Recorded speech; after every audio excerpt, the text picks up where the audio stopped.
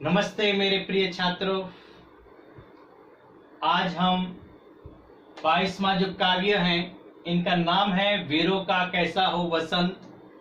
इनकी कवयित्री सुभद्रा कुमारी चौहान। और इस काव्य में सुभद्रा कुमारी जो हैं, उनका परिचय दूं तो उनका जन्म 1904 में और निधन सन 1948 में। सुभद्रा कुमारी चौहान का जन्म प्रयाग में ठाकुर रामनाथ के घर में हुआ था। कास्टवेज गर्ल्स कॉलेज में आपने शिक्षा प्राप्त की है। आपका विवाह खंडवा निवासी लक्ष्मण सिंह चौहान के साथ संपन्न हुआ है। सुभद्रा कुमारी चौहान ने कांग्रेस के असहयोग आंदोलन में भाग लेने के लिए अपना अध्ययन छोड़ दिया था और पति को भी देश सेवा में भाग लेने के लिए प्रेरित किया गया था। सन 1947 ईस्वी सन की 15 फरवरी को जबलपुर से समीप एक मोटर दुर्घटना में उनका देहांत हो गया था। सुभद्रा कुमारी चौहान न केवल स्वतंत्रता सेनानी रही, उन्होंने साहित्य सृजन भी विपुल मात्रा में की। मुकुल व चित्रा त्रिधरा इनके काव्य संग्रह हैं। बिखरे मोती, सीधे साधे चित्र, मुकुल कहानी संग्रह है। बिखरे मोती नामक जो पुस्तक पर उन्होंने सेरिया पुरस्कार प्रदान किया गया है। सुभद्रा कुमार चौहान की भाषा शैली सरल और सुबल है और प्रस्तुत कविता में यहाँ पर बताया गया है कि वीरों का कैसा हो वसंत, यानी कि कविता में वीरों की जो सूर्यता को प्रोत्साहित करते हुए उनके उत्तम काव्य रचना है। और उनकी बात करूं तो यहाँ पर इस तरह से काव्य है कि वीरों का कैसा हो वसंत, यानी कि हमारे भारत के वीर पुरुषों जो हैं योद्धा, उनका वसंत कैसी होती है। तो आ रही हिमालय से पुकार, यानी हिमालय पुकार कर उसे बुला रहे हैं, पूछ रहे हैं, बता रहे हैं। उद्दी, उद्दी यानी सागर, उद्दी यानी सागर, सागर यानी गरजता बार बार, यानी सागर भी गरज गरज कर बार बार कह रहा है, उसे पूछ रहे हैं। प्राची, प्राची यानी पूर्व दिशा, पश्चिमी भू नभ अपार, यानी कि पूर्व दिशा, पश्चिम, पृथ्वी, आकाश सब यही आपसे पूछ रहे हैं कि, यानी सब पूछ रहे हैं। दिग दिगंत यानी दिग्दिगंत यानी इच्छा का छोर, जो हमेशा चारों तरफ से आपको यही सवाल पूछ रहे हैं कि वीरों का कैसा हो वसंत, वीरों का कैसा हो वसंत। फूली सरसों ने दिया रंग, यानी सरसों में फूल आ गए हैं और उनके वातावरण में पीले रंग मिल गया है। मौसम के वातावरण में के जो पीले रंग अभी आ गए हैं। मधु, मधु यानी मदिरा शराब, लेकर आ पहुंचा अनंग, यानी कि कामदेव अपनी मदिरा लेकर आ पहुंचा है आपके समक्ष। वधु वसुधा, वसुधा यानी पृथ्वी, पुलकित अंग अंग, यानी कि पृथ्वी भी नववधु जैसी सज कर, यानी प्रसन्न होकर आ रही है आपके समक्ष। है वीर वेश में किंतु कंत, यानी के परंतु वीर पुरुषों के हमसे दिलचस्पी नहीं हो रही है हमें, और आप ही मुझे हमें बता दीजिए कि वीरों का कैसा हो वसंत, वीरों का कैसा हो वसंत। भर रही कोकिला इधर तान, कोकिला यानी कोयल, यानी इधर जो हमेशा कोयल यानी तान दे रही है, भर भर कर हमेशा फूक रही हैं उनके आवाज। मारू, मारू मरु यानी रेगिस्तान,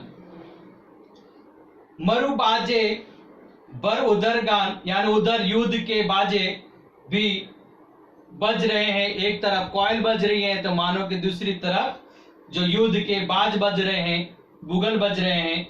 हे रंग और रण, रण यहाँ पर युद्ध का विधान, विधान यानी तरीका, पद्धति।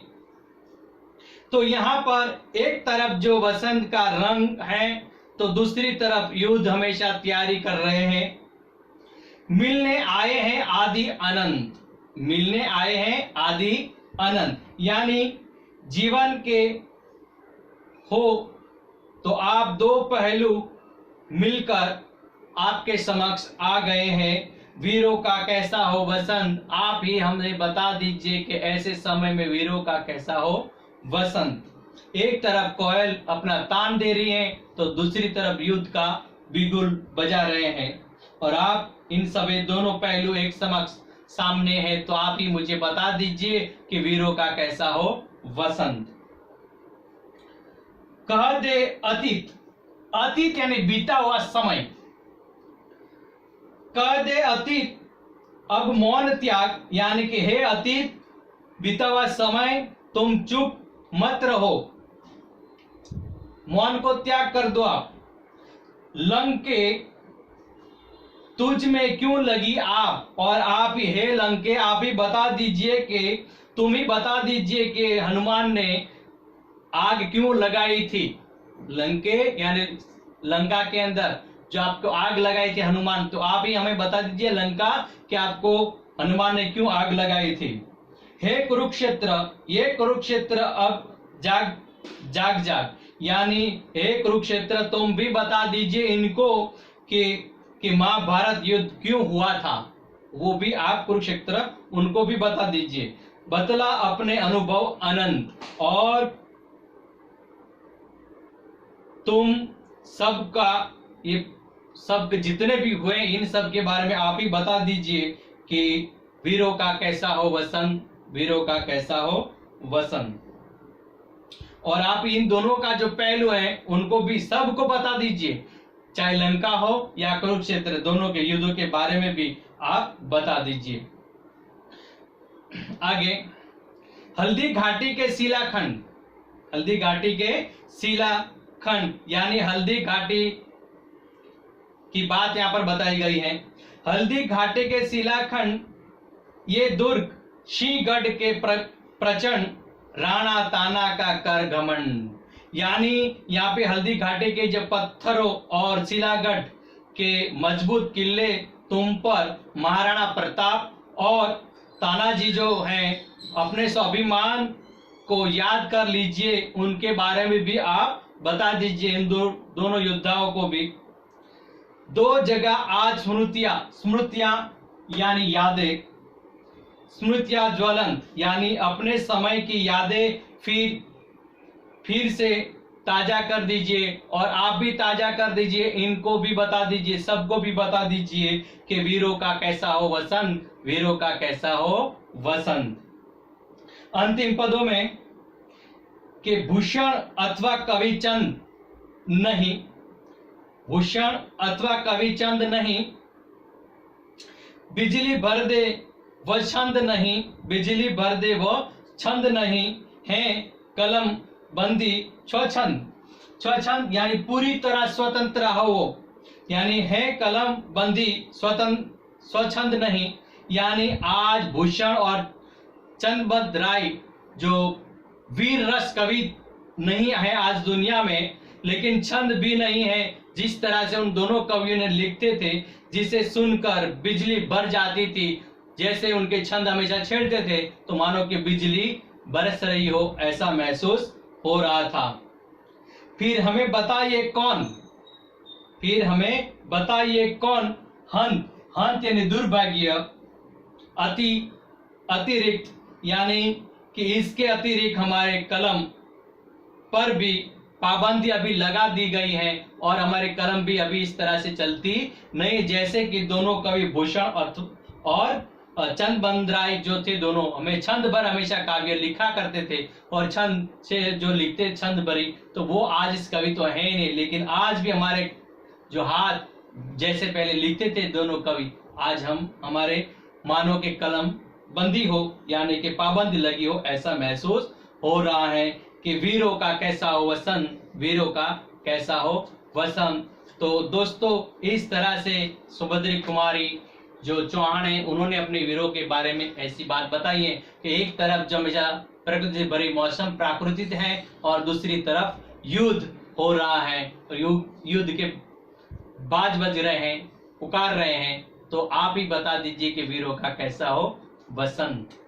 तो दोस्तों यहाँ पर ये जो काव्य है वीरों का कैसा हो वसंत, तो यहाँ पर समाप्त होते हैं।